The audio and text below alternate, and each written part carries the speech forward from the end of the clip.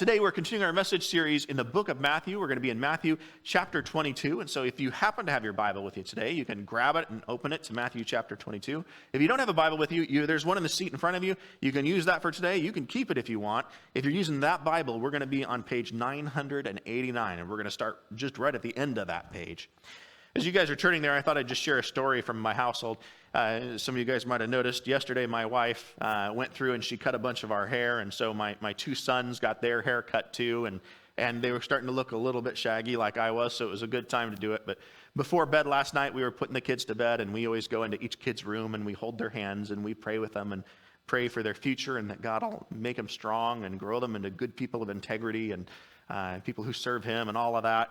And at the end of the prayer, I looked down at my youngest little boy, Hudson, and he's a clever one, but it was funny. I looked down at Hudson, and he looked handsome there in his pajamas in his bed, and I said, "Hudson, you look sharp." And he said, "That's because Mommy used scissors when she cut my hair." All right, well, I had to explain. That's actually a figure of speech. So that's like me saying you look handsome, but it was actually interesting because you could see he was thinking for a second, like, "Oh, I look sharp. It must be the scissors." I guess I don't know what else I'd blame for it, but yeah, it's interesting. Sometimes we say things and we don't quite understand each other in them.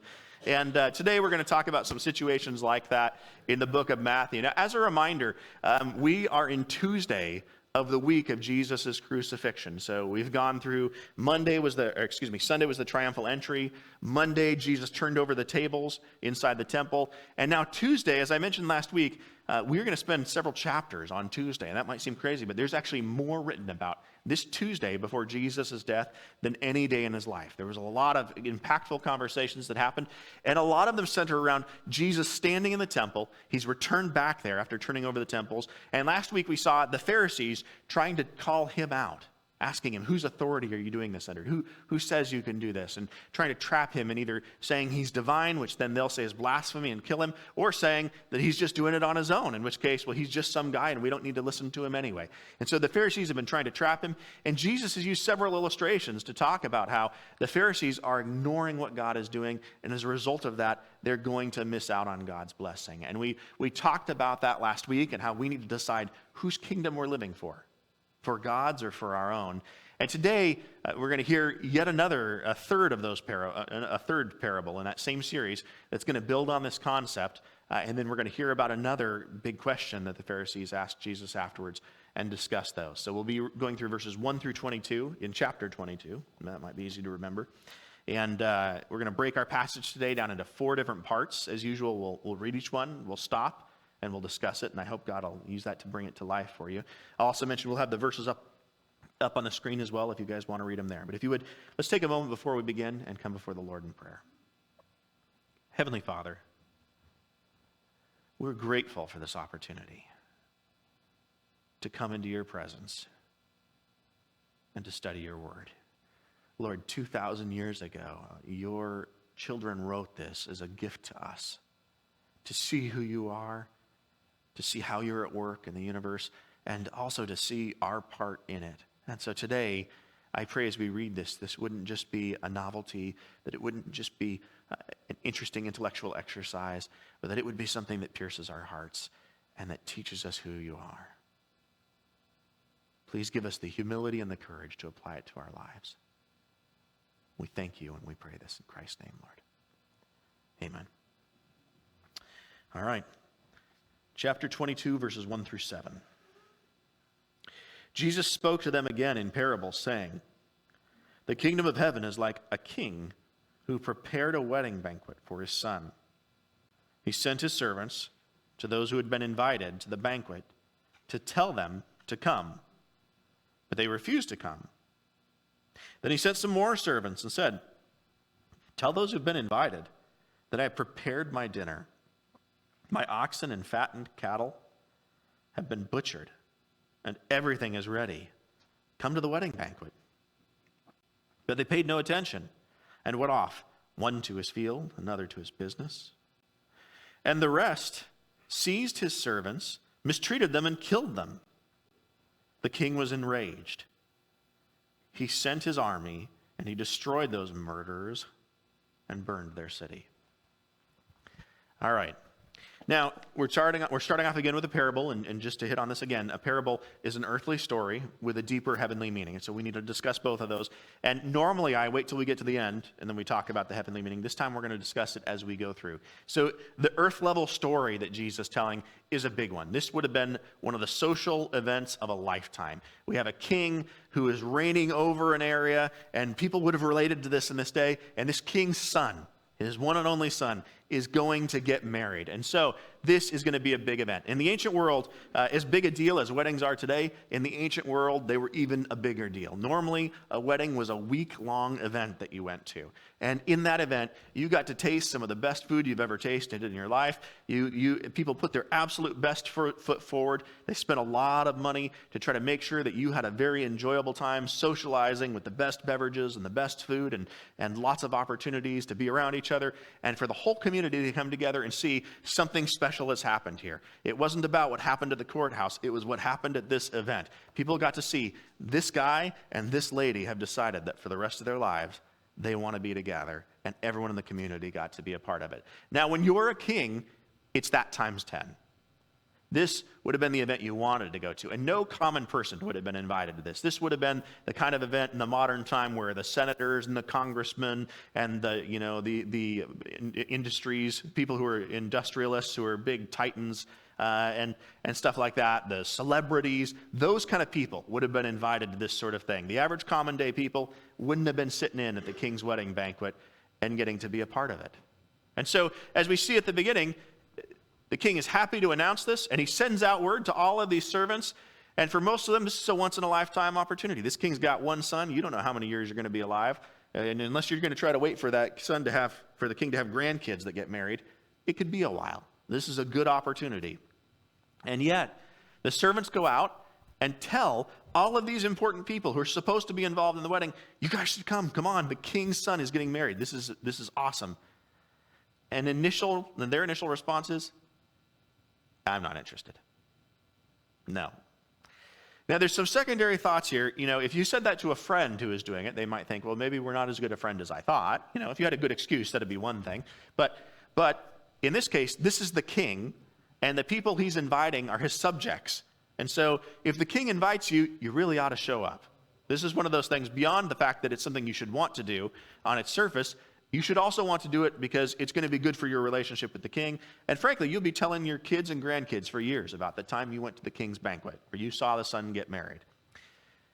They don't respond that way. So the king follows up. He waits until the food is ready. He's actually got the table set. He's got everything laid out.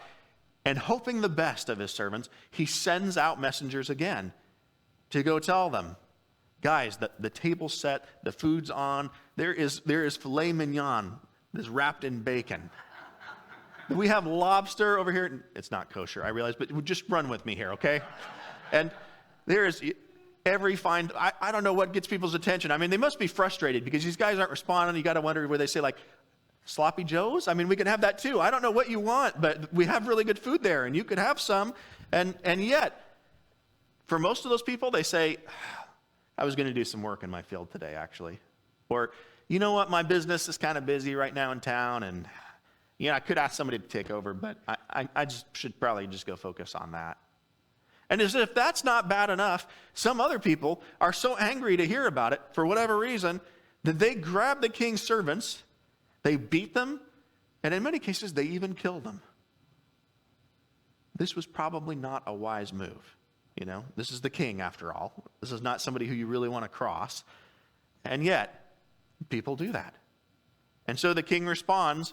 He sends out his military forces. They sweep into those cities. And many of those cities were ruled over. These people would have been people who governed a city, who were the mayor of that area. He sweeps in. He punishes them. They just murdered somebody, and so the death sentence is appropriate. Kills them, destroys a lot of their assets while he's at it, and then walks away. That's what you deserve for it. Now, when we talk about the heavenly meaning of this, Jesus is talking to the Pharisees, and he's talking to them about the very things they're doing. God's only sons come to earth. And oftentimes, when we hear in the Old Testament about the Messiah, the term bridegroom is used to describe him.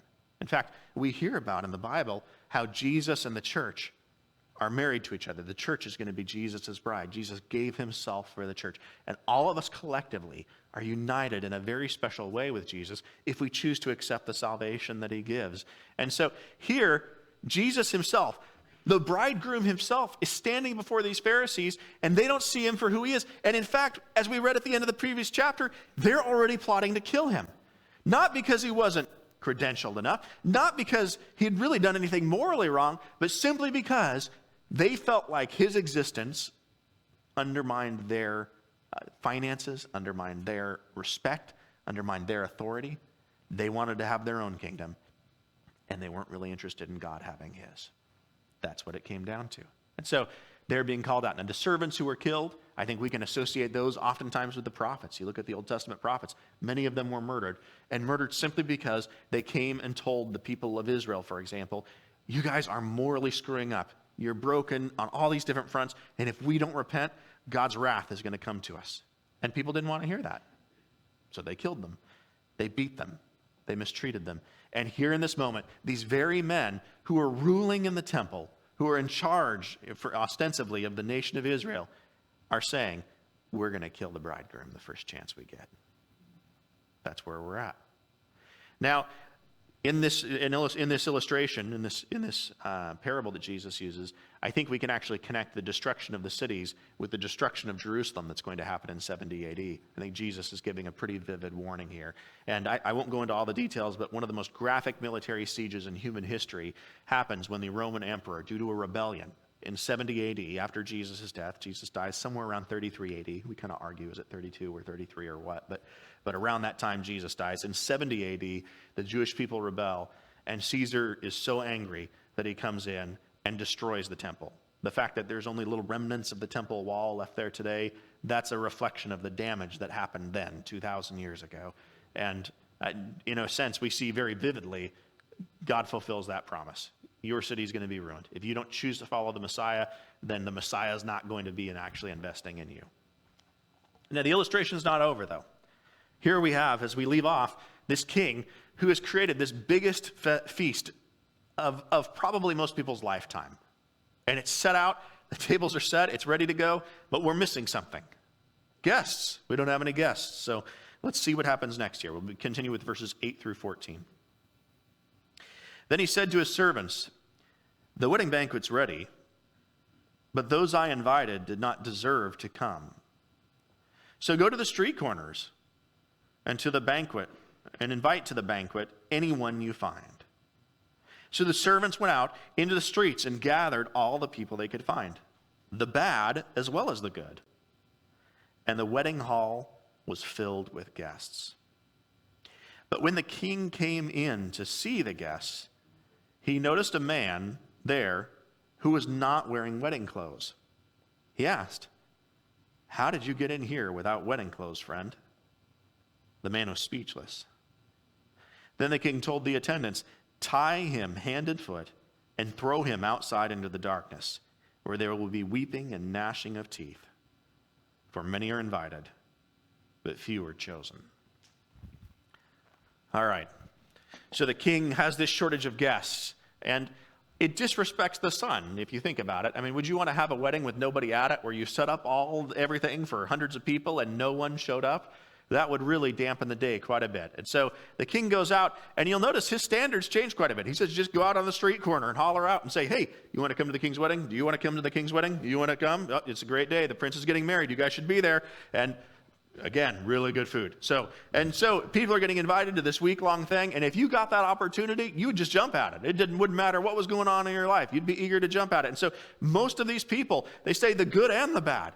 This is all of the lower people in society, the people who are not in these elite positions. All of these people are coming in, and they're being invited into the wedding. Now, they come in, they're part of the festivities, and an interesting aspect of this is that typically when a king was getting married, not only would you have this big wedding ceremony that takes place, but he would also provide you free of charge with your clothing. Pretty fancy. So you go up, and in modern terms, it'd be as if everybody who walked in the door, you got sized up, and they said, okay, there's your tuxedo right there. There's your ball gown right there. You guys have what you need. And so the festivities came together, the wedding ceremony happened, and then afterwards there's this feast that occurs. Everybody's enjoying this good food, and as the king is walking around celebrating what's happening, there in the midst of the crowd is somebody who did not put on the wedding clothes. Somebody who must have been wearing some filthy, dirty clothes that looked way out of place. And again, it wasn't because they weren't offered them. For some reason, they decided, even though you're giving me a tuxedo, I don't think I'm going to wear that. I got some grubby jeans and this shirt that got soiled on the farm today, and that'll be fine. That's all the more that you guys deserve. And so the king sees this servant, sees his attire, and asks, how did you even get in here wearing that? The servant shouldn't have even let the guy in the door. And the guy, for his part, freezes up. He's got no good response, which tells you there's not a good reason for this. If there had been a good reason, he would have said, oh, well, they refused to give me a suit. I asked, and they didn't. But that wasn't the case. Instead, he just clams up. And so the king has a very direct course of action. Take this guy, bind his hand, bind his feet, throw him out the door. And when we hear throwing him out the door, we start to see the parable break down a little bit into the reality, where there'll be weeping and gnashing of teeth. We're throwing this person into hell. So what happened here? Now, it's not about this person showing up and being unworthy to be there, because to be frank, everyone who was invited was unworthy. It was everyone in society who got the invitation to come. The issue wasn't that he was unworthy, it was that he came forward in an unworthy manner.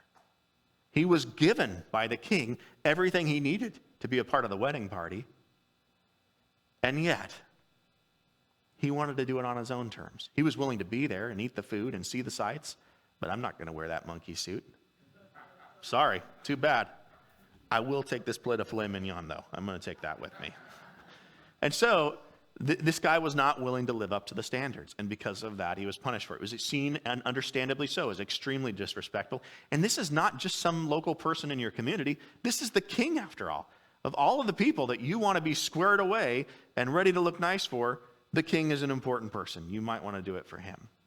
Now, when we get outside the metaphoric meaning of this, we start to look at, here Jesus is talking to these people, and he's surrounded by people who ought to be the first ones to jump on board and say, that's obviously the Messiah. I've memorized all 350 prophecies about him in the Old Testament, and he's checking every single box. There's no way to explain it other than that. But rather than doing that, they've rejected him. They're even plotting to kill him. And while we know that there are many in Israel, in fact, the majority of Jesus' initial disciples will be Jewish, we see that a whole lot of people, a majority, reject him. They want him to be an earthly ruler who takes over, and when they start to see that's not the case, they're not really interested. If he's not going to conquer Rome, then they're out. So God goes out, and he reaches out to the non-Jewish people, to the Gentiles. And we can see the gospel expands beyond that. And not just that, but to the lower people in society. These fancy Pharisees, they're not going to get in. But the prostitutes, the tax collectors, these other scourges of society that Jesus spoke about in the previous chapter, that he's reached out to, and their response was to turn away from all the evil in their life and walk and follow Jesus. Those people get in the door. But some people are going to walk through the door, and yet they're not willing to stay there in a way that's worthy. They're not willing to show the basic respect that they should to God. And we can see that in the church today. We can see that happen. How many times have you heard somebody say something like, well, my God wouldn't punish sinners like that? Or, God and I, we have an agreement and I can do these things if I want to do them. Lots of people come up with lots of different ideas about how they're going to attend the banquet and how it's going to be on their terms. But when you're approaching a king, you don't set the terms. It's not your place. And so we see this story end with somebody who appeared to be part of this banquet for the Messiah who gets thrown out into hell. And here we can see what the distinction is. Now, Jesus has that sort of eerie last phrase that we read in verse 14 that I think is telling about the situation. He says, for many are invited, but few are chosen. Now, let's talk about this briefly. Who was invited? Everyone was invited. No matter who you were, you got invited. If you had a pulse and you were on the street, you got to come in. You had that chance. Well, what made somebody chosen, though? Well, you were chosen because you responded to the call in an appropriate manner. You came in, and we could see with the king that this person who seemed like he was through, he isn't through. He isn't what we thought. We're throwing him out. But these other people who are there, who are actually celebrating what God has done, they get to stay. They get to be a part of what's happening. Jesus is giving this vivid warning to the Pharisees. This is one of the last warnings they're going to get. You guys are rejecting the Messiah, the bridegroom standing right in front of them, and they are plotting to kill him. And he's showing that. You guys are going to do it. You guys are planning to do it, but you're going to lose everything for it. You think this temple is big and important? It'll be gone. You think that the Jewish people are the only people who get to be near God? That's simply not the case. And it wasn't the case before either.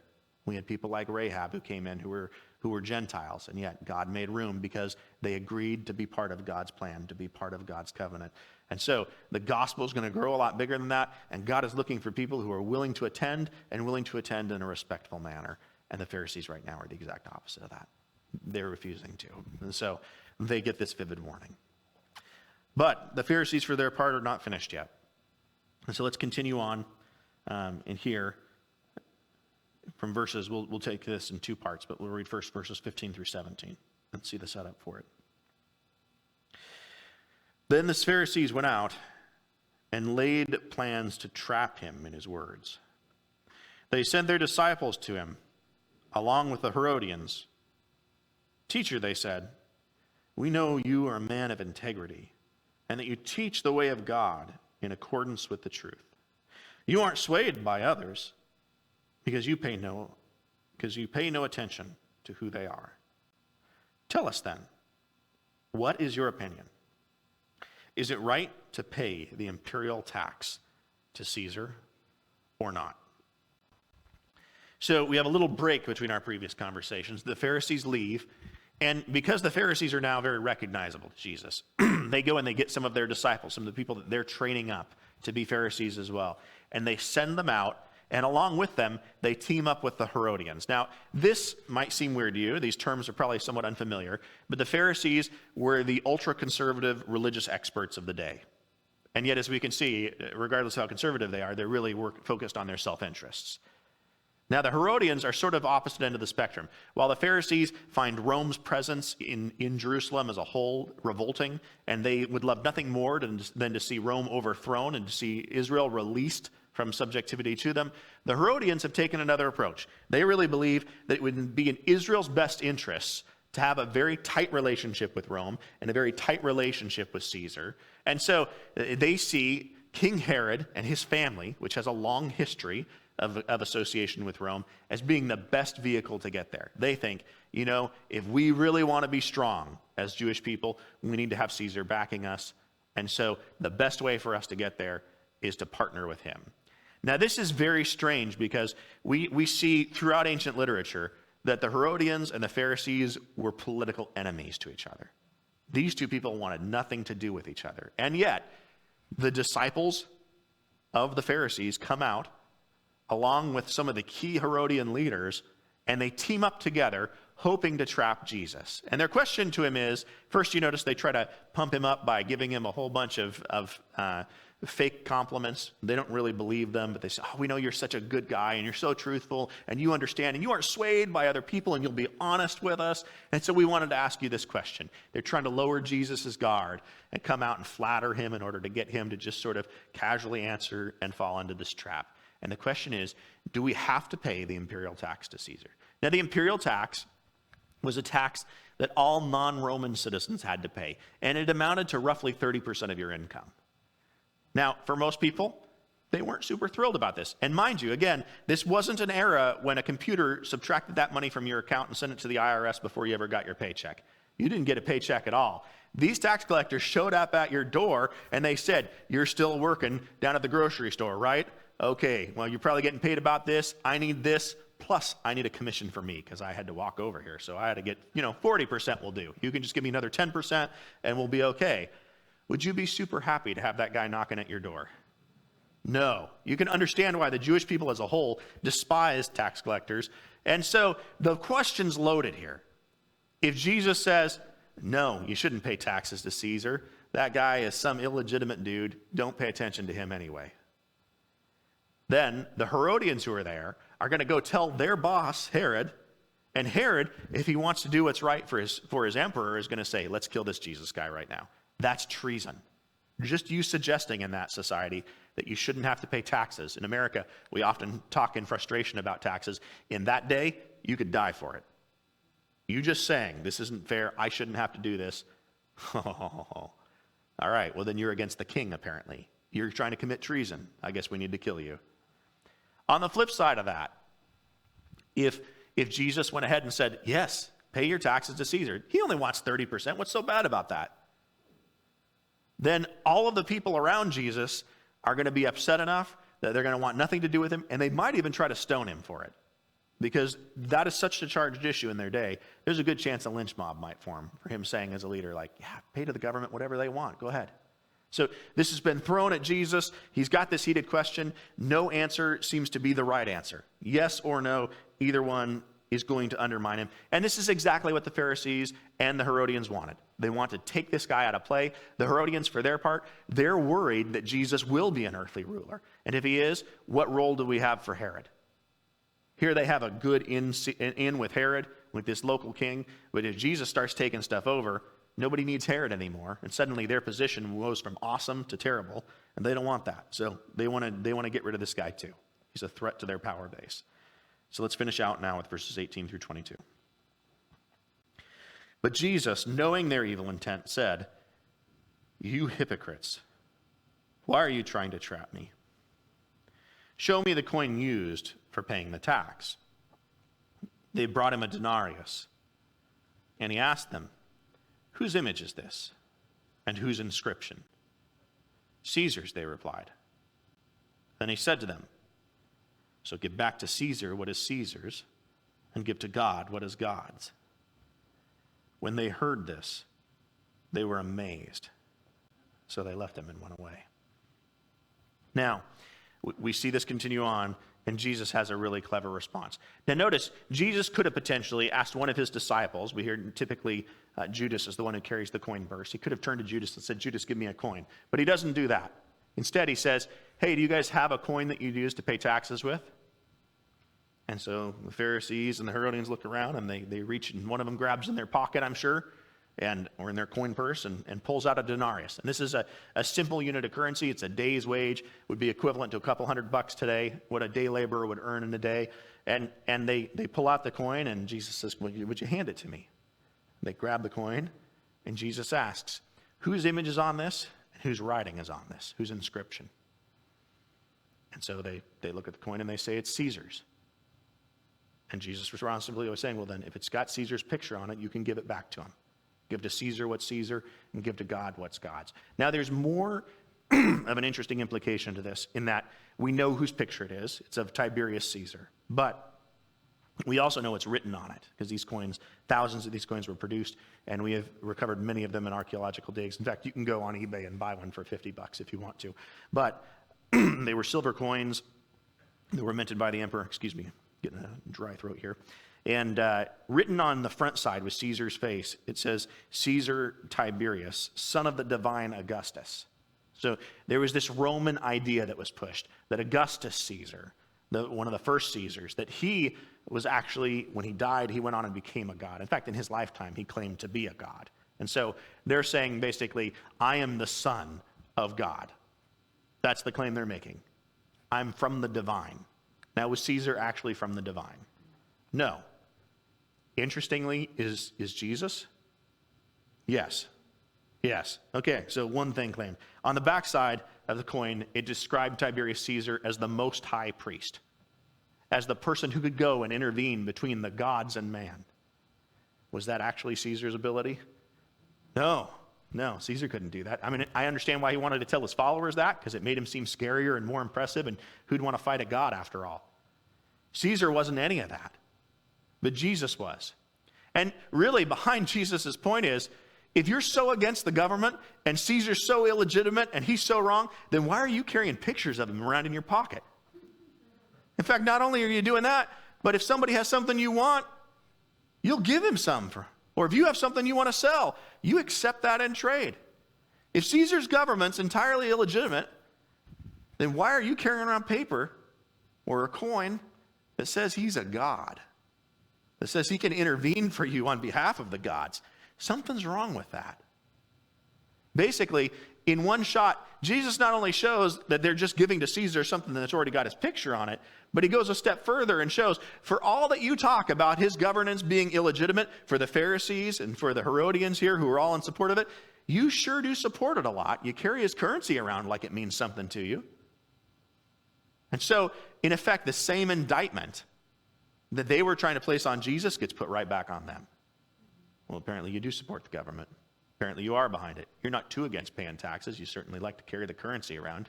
You're giving some legitimacy to the government in that sense, if you're so against it. And so Jesus calls us out. But ironically, they're focused on, the Herodians for their part, they're focusing on worshiping this emperor, Tiberius. And yet, we can see he claims all of these things, but he's not them. And the very person they're trying to trap right now claims these things, and he is. Jesus is all of that. He fulfills everything that Tiberius Caesar wants to be. Jesus is. And so there's this juxtaposed meaning behind it. And Jesus is basically showing, you guys have already chosen your team, and by the way, it isn't God's. Now, that phrase, we know he says, give to Caesar what's Caesar's, and we focus on that. That's right. So you can give your currency to him. If he wants taxes, pay him taxes. An implication of this for us as Christians is, even if our government isn't a Christian government, we are supposed to pay taxes to it. Now, we can parse this out and say, if they're up to super immoral purposes, there's something to be said about that. We can have that argument later. But generally speaking, the Roman government was not a righteous Christian government. Not at all. And yet, it was expected that because they enforced laws, because they had the legal system that protected the people as a whole, that believers would go ahead and do this. And Christians have understood this over time to be one of the implications of this. But also, another implication, which is relevant to what we read before, is give to God what is God's. Well, what's God's? You. All of you. And everything you own. That's God's. So, God deserves everything. You can give Caesar his coins every now and then if he comes by. But God gets everything. And with everybody that is being talked to, that's the last thing that God has given. These Pharisees, these Herodians, all of these high, powerful experts in Jesus' society, everything's the last thing they're giving. And they, like the people at that wedding feast, are approaching God in an inappropriate way. He's provided what they needed. He's given them the suit, but they're not putting it on. I think the warning to us in this passage is pretty clear. We often choose to live our lives on our own terms, in our own ways. We think God will just accommodate us if we make up our own rules and go with it. The fact that he doesn't strike us down with a thunderbolt the minute we say it means he must be with us, right? But that's just not the way it works. And we have to be so careful, because we may not be the people who are outright saying, I have no interest in this Jesus guy. But the effect for us will be the same. If we enter that banquet, if we come before Jesus, but we do it holding back everything from him. If we think coming to him is all about us, it's just for us feeding our desires, but not about us starting to be transformed by him, then we're going to miss out. And the good news in this, guys, is that all of us are given by Jesus exactly what we need to attend his wedding feast. He gives us the resources. When we need to have our character transformed, when we have sin issues that are taking over our lives, those things can have a grip on us, but we can be delivered from them. Jesus is just waiting for us to say, change me, give me the new outfit. And to start ruthlessly cutting the things that are tying us to that out of our life. So we've got to actually strip off some of the old self and take on the new self, like Colossians says. We've got to have that transformation that happens, but we're given every resource to do it. The question is, are we going to get changed or not? Are we going to be ready for it? We can try to play games with God all day where we find some little way to trap him in his own words, where we try to make his word sound like it's saying something it doesn't. But at the end of the day, we're accountable for the calling he's given us. And that calling is to be a part of his kingdom. It's to join him for that wonderful wedding feast. When we come back up to heaven and Jesus Christ and his groom and his bride, the church, are joined together, we all get to be a part of it if we're willing to take that step. I want to ask you today, are there old garments you're refusing to take off? Is there part of that suit you aren't wanting to put on? You don't like bow ties much? What is it? We don't want to stumble over these things, and yet many of these things will make a big difference. God's provided what we need, and our lives will be more empowered if we take a hold of it and we allow ourselves to be transformed by it. Let's look for that area in our life and turn it over to him now. I'm going to ask one of our leaders to come forward for our meditation here, and then I'll ask Josh to come up. He's doing some special music for us. As they do, I'll ask you guys to join me for a moment of prayer. Heavenly Father,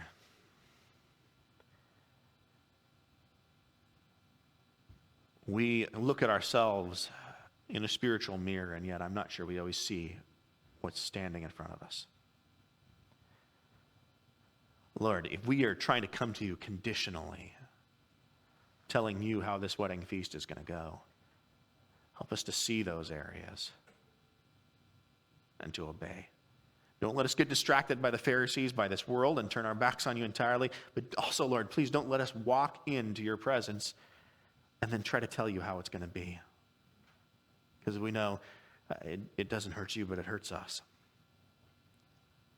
Give us the courage to become the people that you want us to be. Put those tuxedos on us, those evening gowns, and help us to be raised up into the people you see us as having the potential to become, so that we can be partakers in this banquet that you have called us to. We ask these things in Jesus Christ's name, Lord. Amen.